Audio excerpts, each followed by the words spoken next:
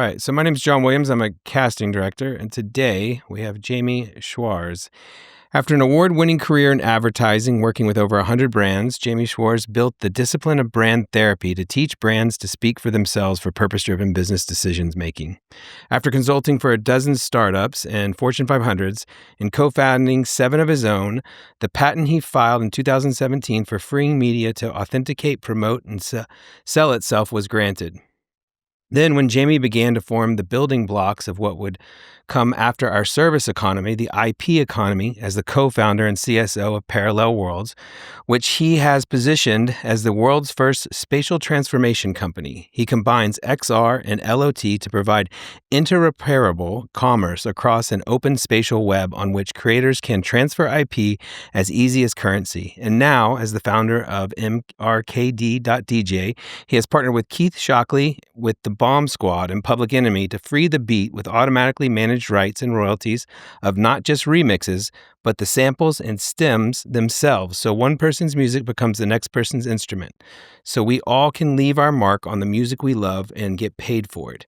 MRKD.dj will be followed by MRKD.art and MRKD.worlds, where provenance rights and royalties must also be made more equitable as we enter the IP economy. What? You almost got it. That was interoperable. And I was looking at that. Yeah. Goodness, man. Yeah. Well, a little golf clap for getting through that. Now imagine living it. Dude, I don't know what I just read, obviously. Words. Yeah, words. I mean, I do understand some, so maybe give me a little bit of history and then sort of, for my audience, an independent film, like what this brings to the emerging tech and what we're doing and where we're going. Yeah.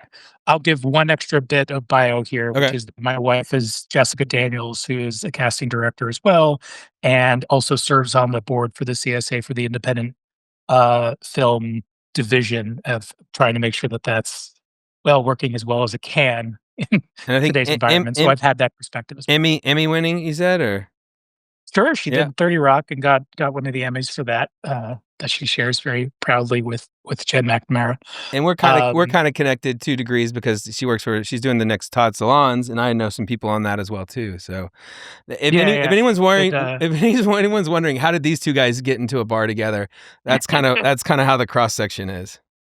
Behind every crazy tech guy is a casting director wife who supports him and believes every word he says means something, even though it might. If they're lucky. If they're lucky. Yeah. Hey, we met on J-Date. I had no idea who I was getting in bed with. It was amazing. She's also the granddaughter of the inventor of Bazooka Joe.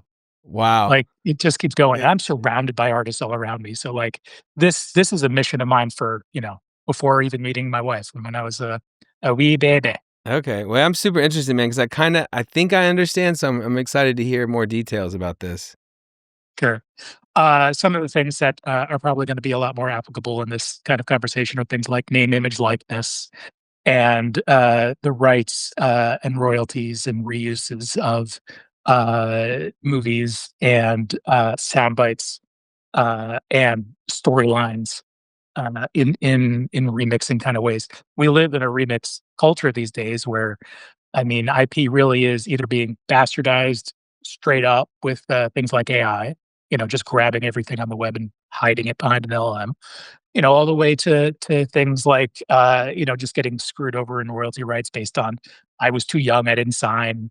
There's a very similar, in between when we talked then and now, like a week, Kesha, who on the music side spent $50 million on lawyers to get rights back that the people had stolen from her.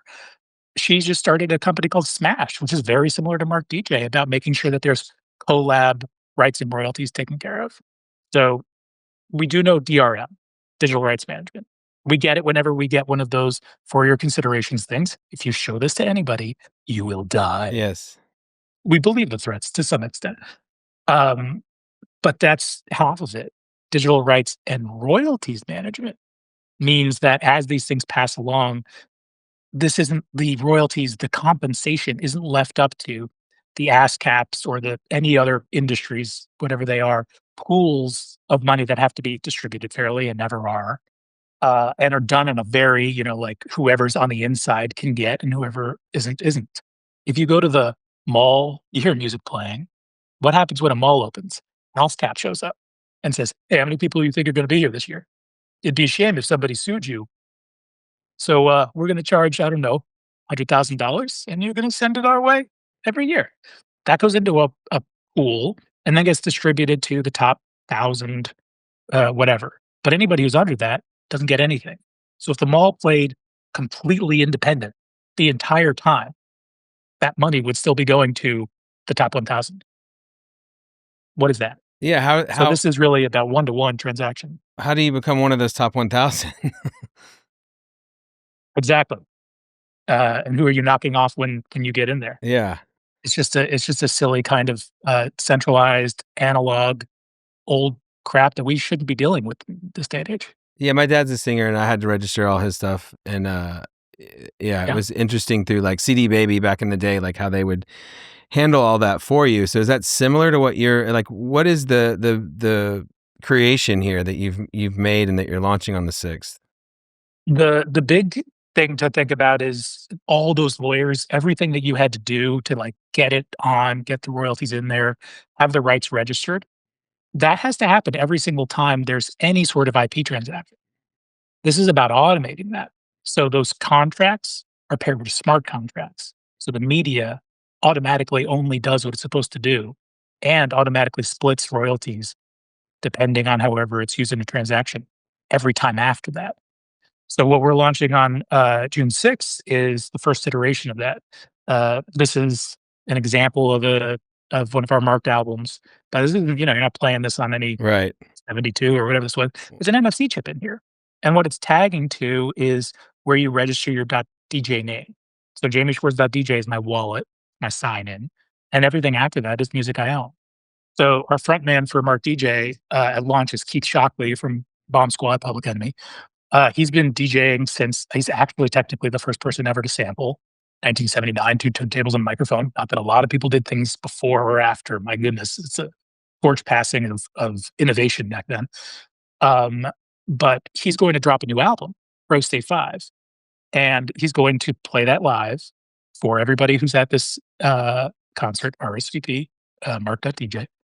And it'll be instantly dropped onto the album. Now, we've seen that before, technologically speaking, like you plug in a USB into some wall and everybody gets whatever was recorded. But you're not only getting the live recording, you're getting the studio recording, you're getting the samples, and you're getting the stems. Because what the hell is ownership in a digital world? We need a reason to own things again. Because of course I'm just going to stick with my Apple or my Spotify or whatever monthly thing if I just want access to music. But what was the benefit of owning?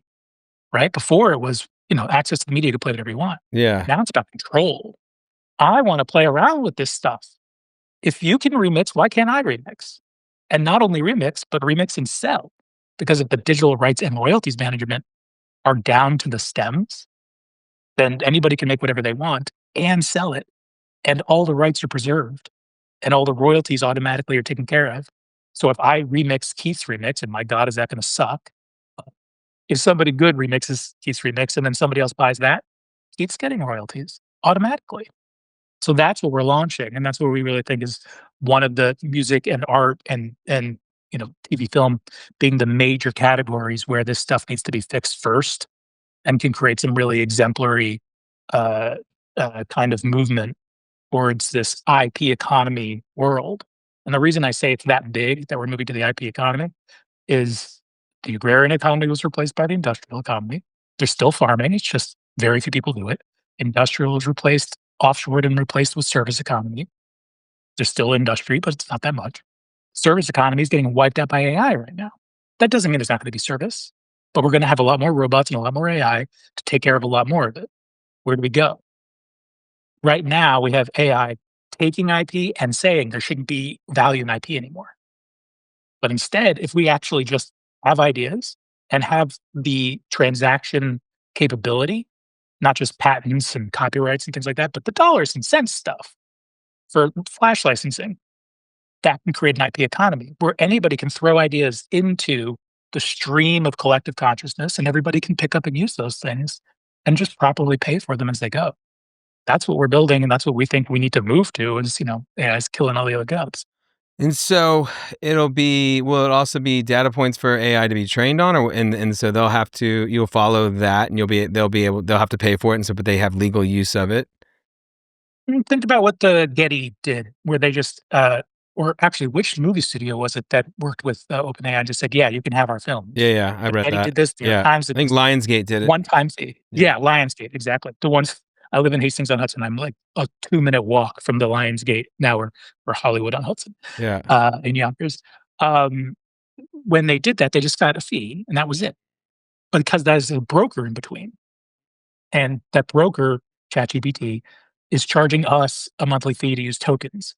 It should be that we pay Lionsgate directly for access to their IP so that we can make what we want and have a little mark that says, yes, this was done with permission from Lionsgate. So now I have the thing I have, and we pay them directly. That's the right way to do this. And so for people to maybe understand in my world, it's sort of like a residual economy when you're a part of a piece of content in the union, right? And you're going all over the Mhm. world, you're getting your checks and it's tracking, your use in Germany or use in Australia. And so you're then getting your residual checks. So it's sort of that same business model as far as your IP is on blockchain, I imagine. And then it goes out Yeah. and whoever's using it and makes money on it, or that just uses it has to pay for it, or how does the IP economy, like, what do you see as far as the structure of it? Yeah, well, it is one of these kind of things where it's not all just easy. We move over to this because we live in this false sense of ownership right now where we think we own things. Like we bought a movie on Amazon Prime or Amazon or, Apple or whatever. That's a license. There's no ownership there. So, but you're not paying as much. SaaS means, you pay a little bit, which over time is way more than you would have ever paid. So we're all getting screwed, but in a way where the frog's boiling slowly. Instead, if we get back to, yeah, I have to buy something and that costs more upfront, but then I own it. What are those values that I get with it? And if I can be a prosumer, not just a consumer, that means I'm adding value, I'm producing as well as consuming, then I have a reason to keep it on chain and to do something with it, add value to it. So somebody else can buy it from me because I've added something. Hmm. That could be as simple as if you have a first edition of Keith's album, you can sell 250 second editions and get an affiliate fee for that. If it's an art gallery, you don't have to buy any of the art to show off your art gallery, but if people buy the art that you're showing, it's an affiliate fee. So sharing gets is money for you, not for the platforms, and that keeps everybody on the chain and keep adding value, which grows the pie. And every single media economy we have, every different specialty, the actor, the director, the producer, the studio, whatever it is, they're all fighting for larger or smaller slices of the same size pie. If we can create the system where everybody grows the pie together, mm, there's a reason why we all have a reason to be in it. Hmm. That's what we're going for. And that goes all the way to name, image, likeness, and things like, and we can get into this or not, like Bruce Willis selling his voice or James Earl Jones selling his voice, or how AIs in general are starting to take over. So basically, all live action is going to be animated soon enough anyway. So you'll be able to use this with AI. So if you go and create, like, it seems like it gets complicated. One, for art, Mm. that's all digital, right? It just in NFTs, as far as if you have something in a gallery. Sure, but you put an NFC chip on this piece of art, and then you have a digital twin. We have to move off the idea that there's any one expression of something that is the one of one. There's a physical version, there's the digital still image, there's the immersive version, whatever that is. Right. It's the same thing with this. This is also a WAV format and an MP3 format and a 360 video format, and they're Right, all on similar there to together as one. distribution now, right? Yeah, you used to have your Yeah, prints and your DVDs and your VHSs and so. So, but that one of and one, that if noise. that one of one becomes rare and becomes extremely valuable, right? If all the other versions start doing really well, and it's Exactly. yeah, You're the so top of the pyramid. yeah, yeah, so that's another. And then as far as that goes, if you're owner of that, then you're getting residuals from everything below you. Okay. Mhm. So Uh, think about it from the music side and sampling, one song becomes the next person's instrument, becomes the next person's instrument, becomes the next person. Lots of songs have samples in them that were then sampled and so on. So Oh, that you're saying pyramid grows. from the remix to the remix. So if they take that remix and sample it, so then that Yeah. goes upstream through that channel. Okay. Right, and I Yeah. think about this kind of thing, like, when the fires happened in LA and, uh, um, what's his name? Zach Braff did that little concert, because it was the 25th anniversary of the Garden State soundtrack, and they had, like, people come, and it was a fundraiser for it. Somebody else could have thrown that with the rights taken care of just by hosting that and, doing live performances or whatever, because all of those rights would have been automated. So every single time, the guys that are always like when my wife was at 30 Rock, she sat right next to the music rights guy for Jimmy Fallon. And Jimmy, back on the 12:30 time frame, was grabbing music left and right, really irresponsibly. And so this guy was stuck until like right before air trying to get rights. Otherwise, things would get cut. But if those rights are included and it's automated and you're just like, yeah, that's what it is. Click. This is how much we're using. This is our audience. And it's automatically taken care of by the media.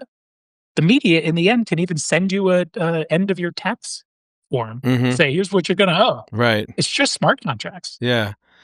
And then does price fluctuate, or does as volume goes out, does it decrease or increase?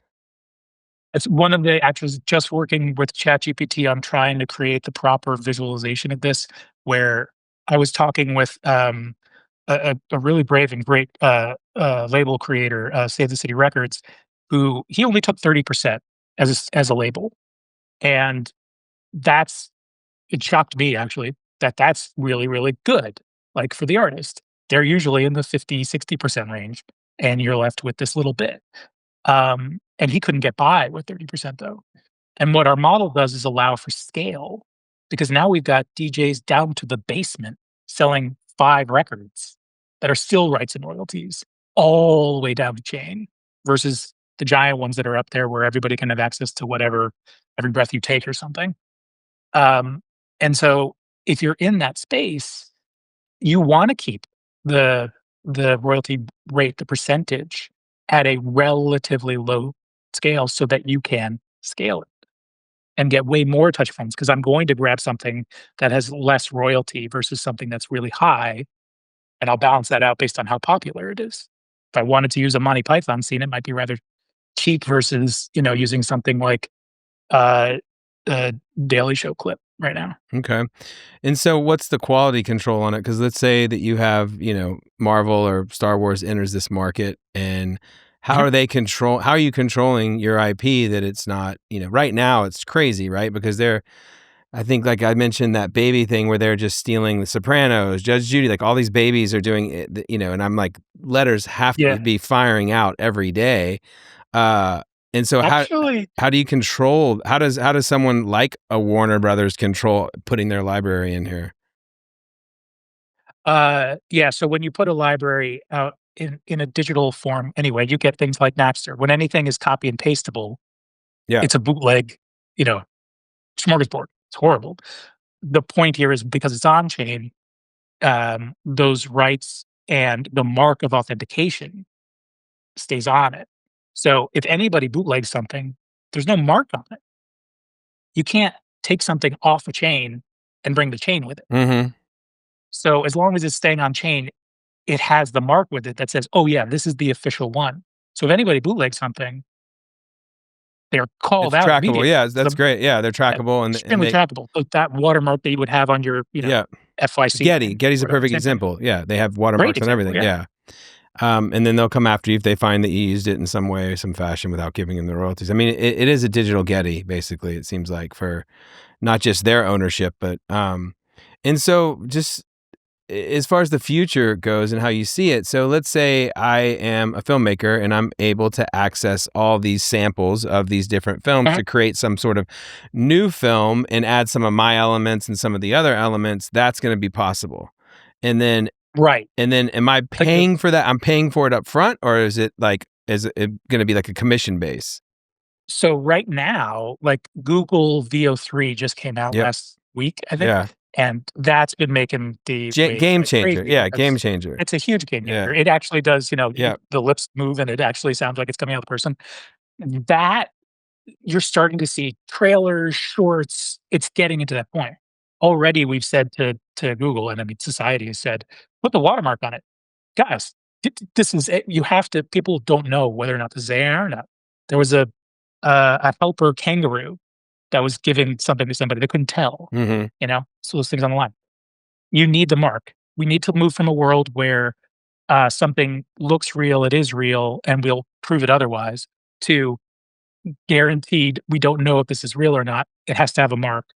And then if it doesn't have a mark, buyer beware. Yeah, I mean, I So think with a I think it, VO I kind of think the thing, humanity aspect of this, you're going with the scams and the theft and what's happening. yeah, There has to be a mark to know that this is an actual person. There has to be a mark to know it's AI, and it's only a matter of time. Because I saw something just the other day where they made up the end of the world influencers, and they were like being influencers as like bombs are going off, and it's like it's just a matter of yeah. time before someone tries to replicate something for real that they see on AI and they don't know, and it's just going to be it's going to be hell on earth for the brand or the IP owner, right? So a couple things, and to answer your question, because I don't want to miss that. Um, with VO right now, you're paying Google in tokens for their compute from the IP they stole, or rather, I mean, they own YouTube. Yeah, That's a lot of IP they accidentally happened to have terms of service owned, uh, when they did that. So yeah. technically, that's theirs. But instead, as I was saying before, it really needs to be you're paying the source directly. The LLM is just a service in between. It's really, what am I paying for the IP? The other, that's how it should be. So all those people on YouTube that they source from need to be getting a cut of anything people are making. But there's another wrinkle in this, which of course is that what's the one thing that the Supreme Court has actually said about AI? There's no IP in it.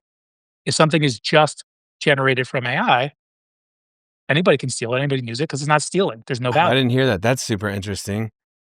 That happened in 2022 or 3. Okay. It was a while ago. Yeah. And it's the one thing that was just definitive. If the machine makes That's it, crazy because you machines could. can't file, Yeah, yeah, yeah.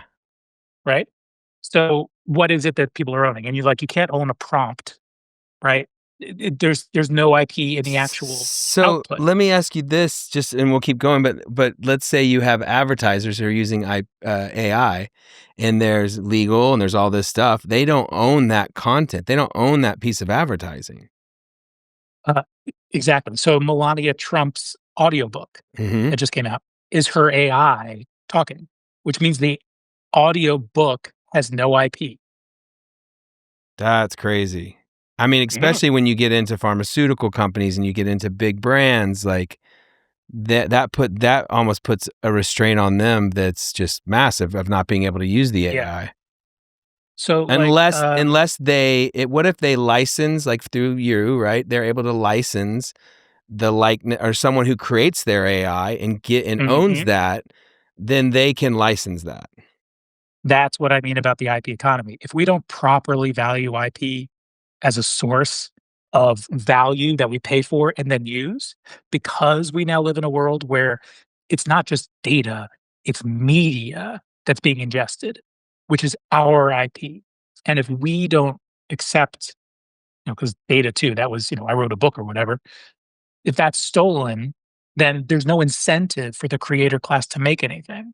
That's the whole thing that happened with Napster is, well, if I'm not getting paid for music anymore, why the hell am I doing this in the first place? Hmm. I'll do it for fun and it's not a job. The industry implodes. So you look at it from any perspective where if you don't pay the creators. So what did Spotify do? What is streaming? That's the slow chokehold version Hmm. of Napster. Because what happened? You're not making money broadcasting your music anymore. You are using it as PR, as marketing, so that you can make money on the merch and the tour, which you were making money from before anyway.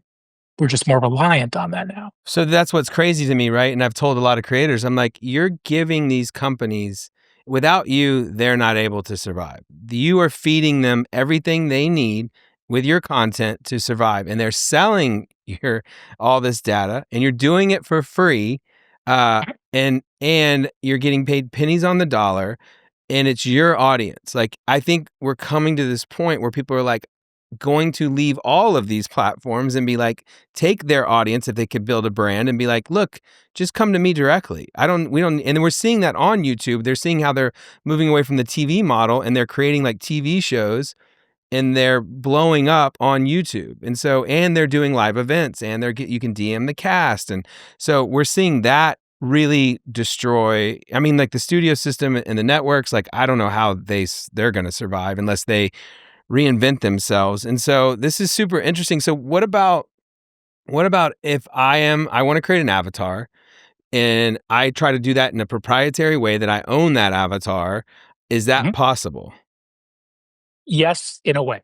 So an example I often give is like Flava Flav. As soon as I say that, there's a clock around his neck, right? So you're not just creating an avatar of you that looks similar to you. You're creating the potential for you to express yourself as a witch, as a dinosaur, as a dog, as whatever. Like we live in that world where physics goes away. What is it that is truly you? You need that mark of authentication that says, okay, that's a dinosaur, but that's still Flavor Flav. But also, there's some things that he can register that are unique to him, like the clock. So if you see the dinosaur with the clock on, I get that that's Flavor Flav, but I still need the mark. So I know that's him versus Mm-hmm. somebody impersonating him because anybody can impersonate whenever we're doing just avatars. Mm-hmm. So, you buy a Gucci purse in Chinatown, that's not Gucci. Look at the stitching, blah, blah, blah, whatever. In a digital world, it's all copy and paste. You need the marks of authentication that have to be on chain in order for this to work. So, there's the vault with CAA, and they scanned all their stars, right? Mhm, And they all have mhm, their AIs. And so mhm. if those go out into the world, do they own them? I mean, can I just take that avatar and make a film with, can I take Michael Jackson's avatar and just make a film? So, are you saying because there's no rights because it's an AI? Yeah. Yep. So, there's a couple things there in terms of practicality that you really can't do. One is it's in the vault and it's centralized. So, centralized it means they are holding the access to that. So, you gotta go through the lawyers and sign off and then get it, and then you get the controls to use in your little box Mm-hmm. to make whatever it is you wanna make, which is very damn similar to what I just said about, "Hey, go access the LLM and pay the source directly." That's what CA created, which is great, and even YouTube did this with their creator fund where they said, "Hey, if you put in stuff, we'll pay the pool," but it's still centralized, so there's a lot more control over there, but it means they're also the middleman, they're also taking a cut. They've gotta have value for doing that. CAA is doing that because they already represent them, they paid for the scanning, all the lawyers that it takes to put that all Right. So together. you win, I guess. I mean, it seems like there are some loopholes. So you win if you are the gatekeeper of those likenesses of those people, and then we all say yes, you can use this, but nobody else. But once it's into the world, you're saying if it has a mark, that means it's the one-on-one, and so you can't steal that from me. The first thing is I would say you gotta understand, is that gatekeeper somebody who's growing the pie or just grabbing a larger slice of the pie? If they're just keeping you from and charging you, that's not the system we should be heading to.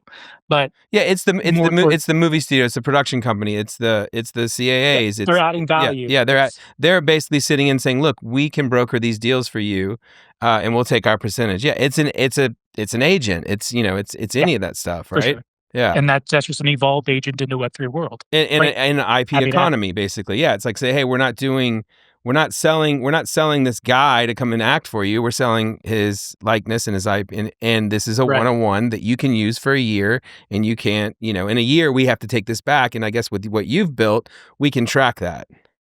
Not only can you track that, but because of the mark of authentication, it goes to a market rate economy value versus a Supreme Court justified IP loss. My point there is, yeah, sure, you can grab and make some unauthorized version of Michael Jackson doing something if you can steal that asset, but it won't have the mark on it. If it has the mark on it, it can build provenance.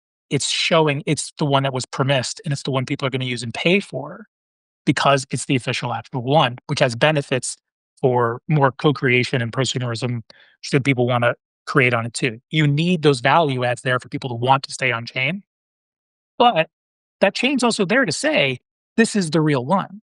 So even though there's no IP in the AI of Michael Jackson in the way that the court's saying it, the market would still pay for the authentic AI Authentic, because it's yep. the one that's actually coming from the source. And not only pay for it, they're dealing with the legal issue of it, and so they have the rights to do what they're doing, as opposed to Yeah. I saw the baby thing with the Michael Jackson and Thriller.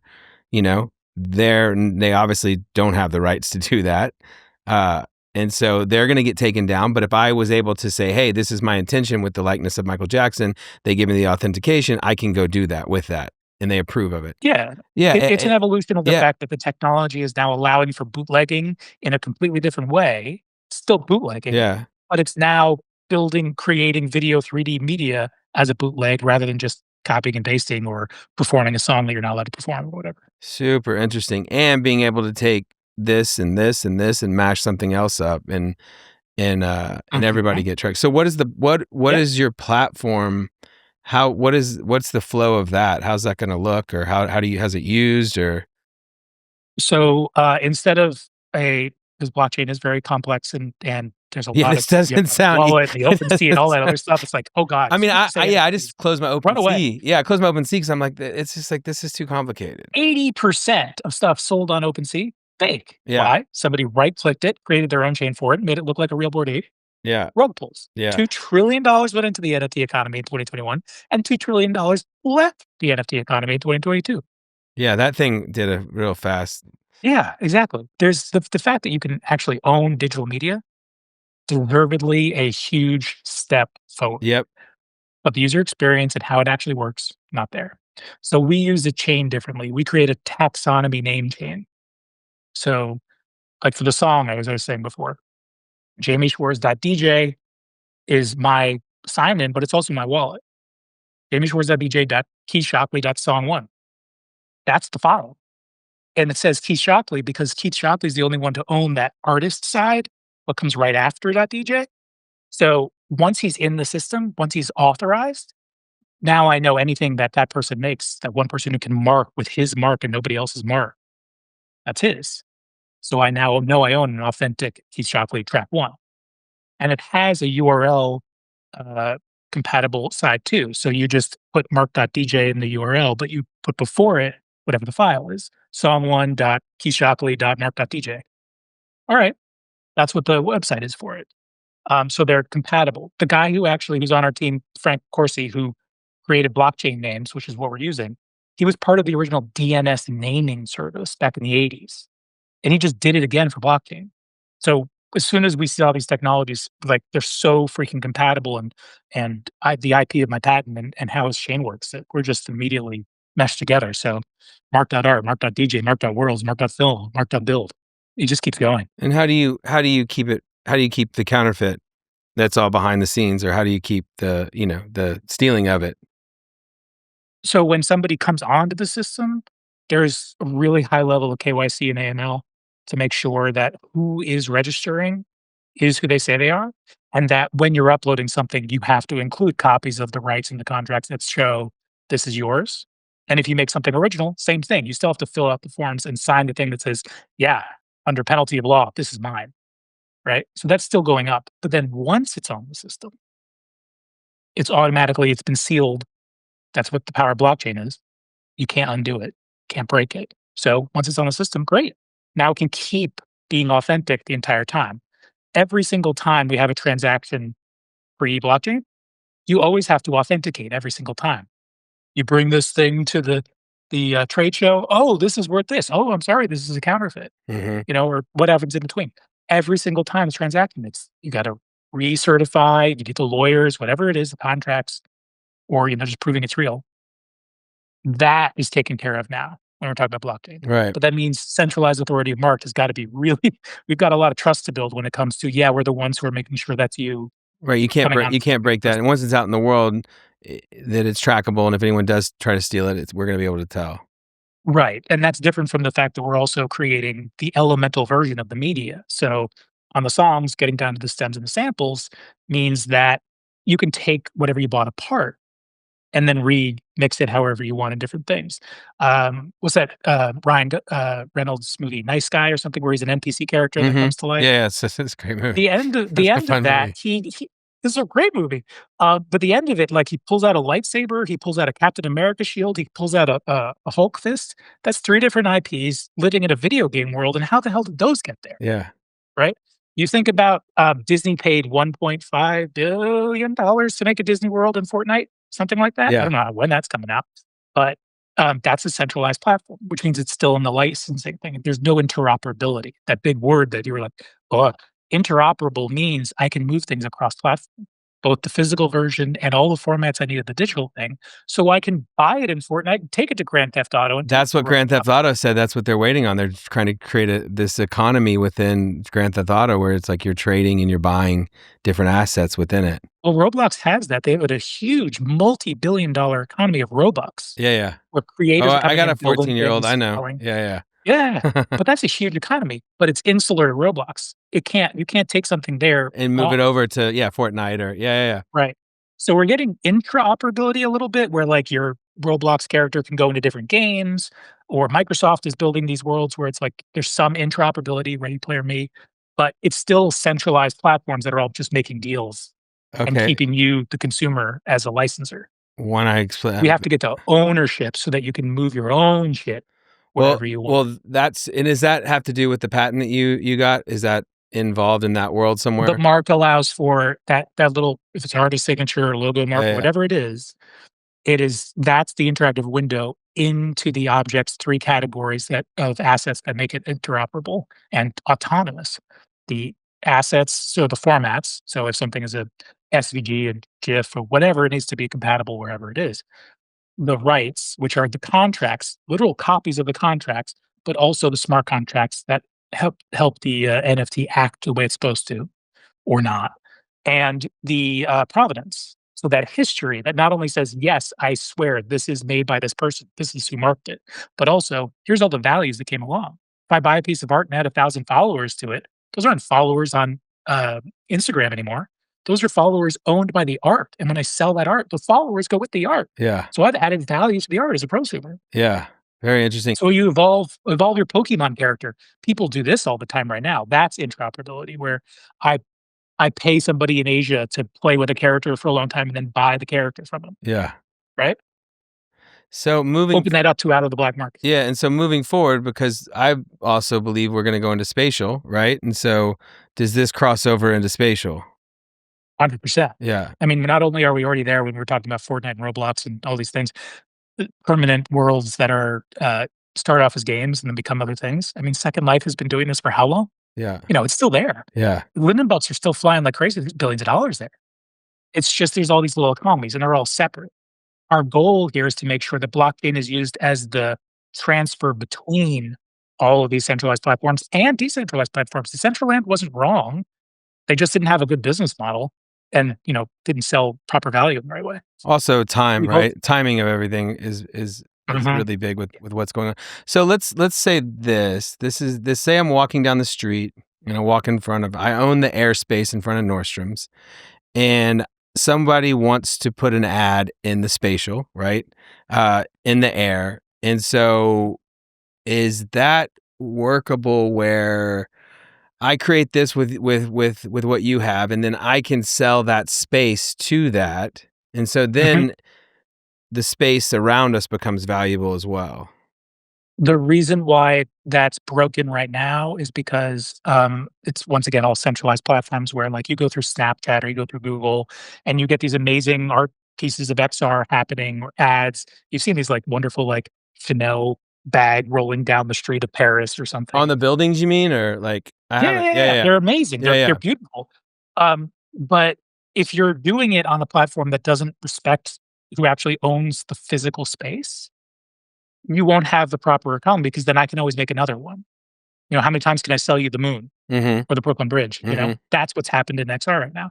So we have to get proper GIS, geospatial data, IoT, Internet of Things infrastructure in place so that when you own the property, you also own the multiple realities, the parallel worlds, that's what that's the name of that company, that can exist on top of it. So if your deer rights above a Macy's, you got to talk to Macy's because Mhm. they have the physical billboard, but they also have the digital billboard. But what about the airspace? As far as if I buy, you know how in New York you can buy the airspace, right? Yeah, If I buy the airspace, can I have a spatial through the goggles billboard right there? you already can, people already Do do. it? My point is saying that if we don't tie that to actually owns the physical No, version of for that sure. Yeah, airspace, yeah. then we I, don't have a proper economy for that to I'm work. thinking in advertising, right? So it's like they Yeah. Oh, we're created, doing this on yeah, the moon already. yeah, you're maybe a little I bit more. kid you not, we do this on the moon already. I was We're just still at making things with cameras over here. We're still making movies with well, I mean, real didn't the people. Tom Cruise thing already happen where they filmed in space? Like, that's, Yeah, yeah, yeah. we're getting there. We're getting there. Okay, so what's the vision? I mean, you seem to be planning. I mean, that's a hard time with business, right? Because you got to plan for now, and you got to plan for what's coming, and you got to plan for the platforms and for the technology. Because I really believe that computers and phones are probably going to be done pretty soon, and so we're going to be leaving. Like you even mentioned when we first talked about the Sam Altman .io thing. You're like, oh no, that's just this, and so you're probably planning for 5 steps ahead, right? I mean, so is Sam, but they're doing it in a different way. You have to give the He's I. You thinking have to about give the the digital I. self Yeah, too. you got to start with the whatever the iBud, the iPlayer, or whatever, and then you got to move into these other things. So where are we going? Beyond just things like the IP economy, which is just a huge shift in and of itself, where, I think we just will have ideas. I think this is fundamental for sure. The IP economy and what Yeah, you're saying is fundamental, and we're yeah, going into a digital world. So, like where knowing we can think everyone's thinking right now AI. Oh my God, you create it, but it's like we're gonna sure. leave that, and we're gonna go to somewhere else. And I'm just curious to know your thoughts about where we're going. Uh, so many comments in here, so I'll try to be, like, just a little specific. One of the things is that right now we say, well, there's reality, and then there's, uh, augmented reality, and there's virtual reality, and there's mixed reality. There are these different kinds of things. We're going to get to a point where it's just reality again, and we just have layers of filters on top. The same way that, look, my red is different from your red. I have a filter on because I'm wearing contact lenses. There's just an exaggerated version of it. We can't see the ultraviolet that birds can see or the infrared that snakes can see. Now we will, but it's also all the other, ideas that now can be seen. So the melding of all these realities into just layers in front of us, the same way that I have 40 tabs open on my Google Chrome right now, are just, which reality we're going to be in. That's huge when I think of code switching. Think of all the cultures that I will be able to instantly go between. And that means I'm also not even I'm not naturally in my body anymore. I'm in that dragon I made it 2 months ago and forgot about. And now I'm in a dragon, and how am I supposed to act right now? That's a multiple personality type disorder problem that we're gonna have to figure out. A character disorder where It's we keep code switching so much. cosplay in the digital world. Yeah. Yeah, Well, in the LARPing virtual world. plays a huge example here of, like, where the digital, like, we're working with the original creators of Darklands for a video game to create the next version of it, and it's, on an XR level, and, we're literally tying it into the LARPing world, and where, you have physical things that you use when you're LARPing that'll have NFC chips in it, that'll have a digital component version of it, so you have a digital twin that's building Providence on both sides. Which reality are you in right now? The army of Pokemon Go kids that were running around, they're still in reality. They're just running around seeing something we can't. So, as a creator and a filmmaker, I'm going to be creating these realities maybe instead of a movie. It's like, hey, here you can license this experience basically from the IP that I created, and you can have this Mhm. reality. So I'm basically making realities for people. That's why I think that the world building that started as, well, a movie did so well, let's make a sequel. Oh, these sequels did so well, let's make a series and transmedia it. We basically have a world now. And you look at Star Wars, you look at Wizarding World, you look at, all these things that are out there. Pudgy Penguins is a new example. They just inked a deal with YouTube last week, I think, or last month. As these worlds get created, what you're allowing for is space where you've created the rules, you've created the source material, but now that's fodder, that's feed for the fan fiction, which has been sitting non-canon off to the side with trillions of dollars of untapped value sitting there. I want a stormtrooper so damn badly with no backstory. that I can go run out and do, but then not bring him back to a Star Wars world, like, "Nice guy, let's bring him into another world." But then Disney can call me back because I'm an influencer that built up a really cool story in my and now I'm gonna make a side, Mandalorian season 72 thing where I'm starring in it. And then Why not that? how am I as a consumer, how am I experiencing that what he's created? I paid Disney for the Avatar, No, no, for the yeah, rights. how am I I for built you my IP into it, right. Go ahead. right? And then they wanna pay me to use it, or somebody else wants to pay me to play in their scenario, or I sell my now leveled up Stormtrooper on as a prosumer. The first deal that started all this, Nike and Michael Jordan. Air Jordan is a shared IP between those 2 people. Yeah, yeah. Now For everything 40 becomes an for, Air like, I Jordan forget situation. what the royalties were, but it was the first deal of its kind. Yeah, Right, right, yeah. but it's gotta start somewhere in a centralized, singular, really hard to make situation. We're now at the point where we can democratize that. So you're not just creating an IP product anymore, you're creating a canvas that somebody else can build on. Mhm. Exquisite Corpse becomes a reality in so many different ways, which is wonderful to think about. There's so many voices that are off to the side where we're working with this wonderful author, Yanni Payne, who has a in the Shadow of a King book series. He has a first look from Warner for TV. He's got a film option. So he's world building. And we started talking about co-creation. He wants his fans to be making side stories that are with side canon characters. So we built out the whole system where it starts with an AI bookmark that says whether or not you're a fan based on conversations with it. It lets you into a social area where other fans are. You build your fanfic with everybody, but the fans, along with, there's AMAs coming from the author and everything, they get upvoted to the point where they have access to be writing stories or write a story that everybody votes yeah, to get access to a character and then to share some IP and then to build something together. Imagine all those side points. Disney's done this with Star Wars, Rogue One, Andor, right? I With mean, having doesn't exclusive characters Roblox after kinda Andor. do that right now where you can go in and create your worlds and you can use you can create your own games and yeah. Yes, but you're just basically creating a world that's the Roblox world, and what does one game have to do with the other? Yeah, yeah. No, They're for not all sure, I get obeying it. Star Wars rules or Wizarding Yeah, rules or this whatever one it has a is. kid who has a kid who has a kid, like, for Yeah, yeah, yeah. yeah. And S because we have the partners with, like, EDX, which is a full digital twin of the Earth, but it's an open one, anybody can make a Pokemon Go world. Mhm. Anybody can just start putting things on a reality where there's parallel worlds sitting there. As long as it's public lands, you're fine. This might not be your area to have the knowledge of, but as far as the devices that we're gonna do to be using and entering into all this, do you have any insight into that? We are very web focused. The way we think about how Web 1 and Web 2 live in the browser and the fact that we have a name chain which is compatible with the URL means we get to stay in the web.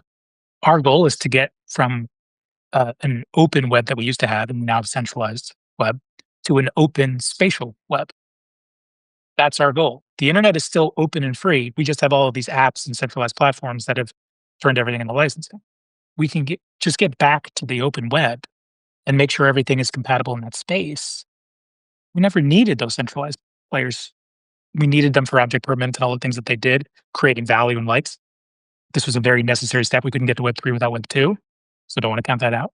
But now we can. So, what are the steps that filmmaker, or creator, should artist? What are the steps that they should take now to be prepared for this? First thing is protect your IP by any means necessary. If people are stealing it, like where are they getting it from? And recognize, I don't know, the contracts that you're living in right now are not what has to be. And that's part of your point about like the people can rule. We don't have to listen to the studio. We do because the studio has power and we don't organize. Mhm. That's the power of union is all we all acting as one. Then we have the power. Until then, we're all powerless drops of water. So that second part is like the decentralized platforms we're building. That's why I love blockchain. It's run by the people. I don't own anything in that space. You own those things. We're just providing services that allow for it to happen, seamlessly. Um, so as a creator, I want you to think from a world building perspective, not a narrative that ends. or the same way that, like, in a centralized storyline, loyalty is built just by a story that never ends, and it's just a linear thing because it's centralized. Just one. Open your mind to the fans you have and how they wanna be a part of it.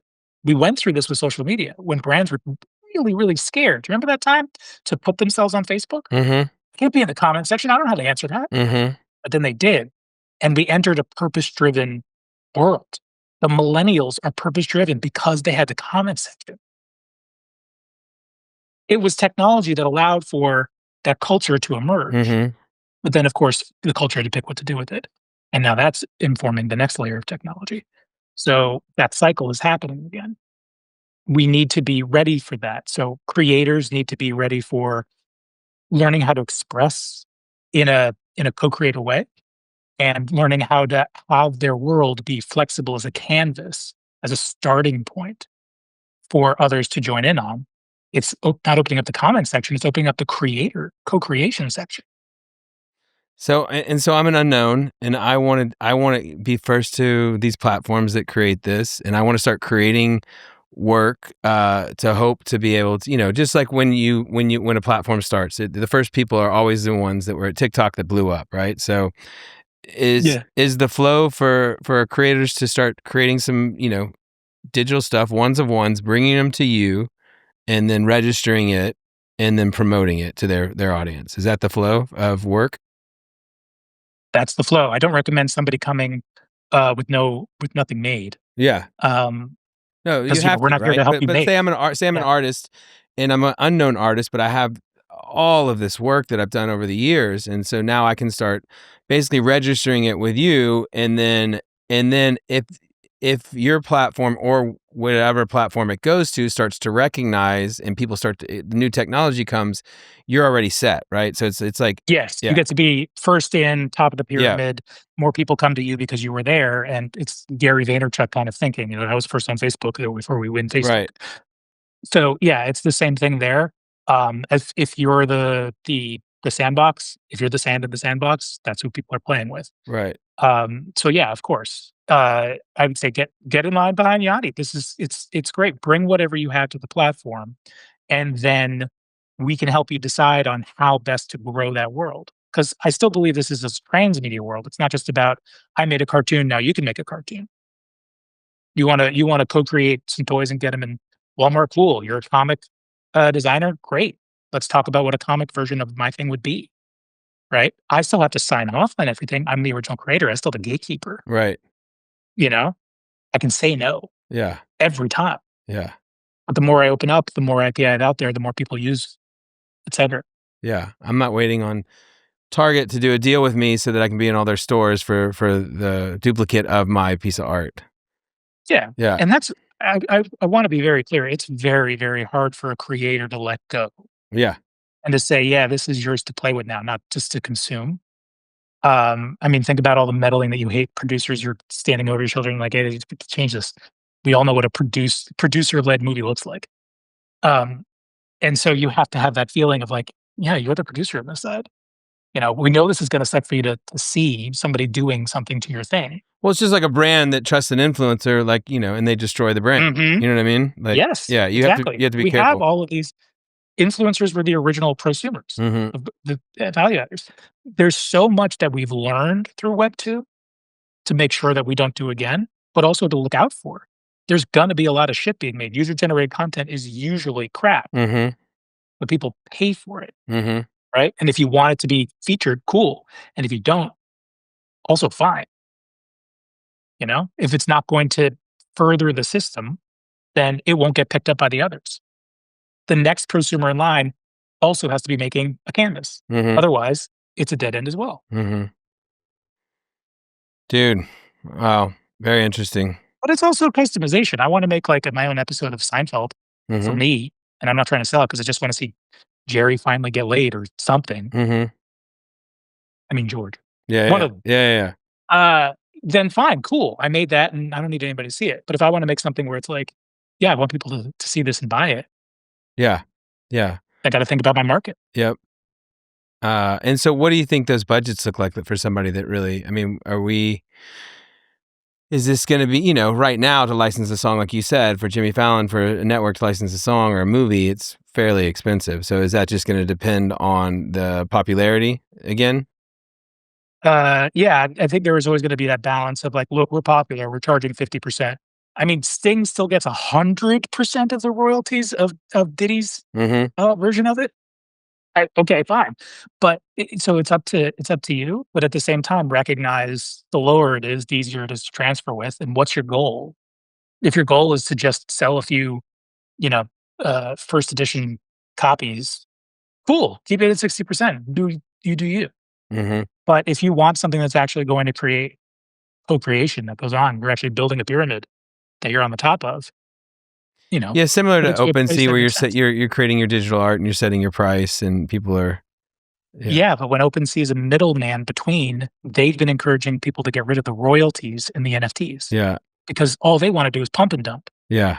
which has nothing to do with the Yeah, artistry. this is like the next level of the NFT sort of idea, and in many ways. Well, I just mean OpenSea is there to take a bigger slice of your pie. Yeah, yeah.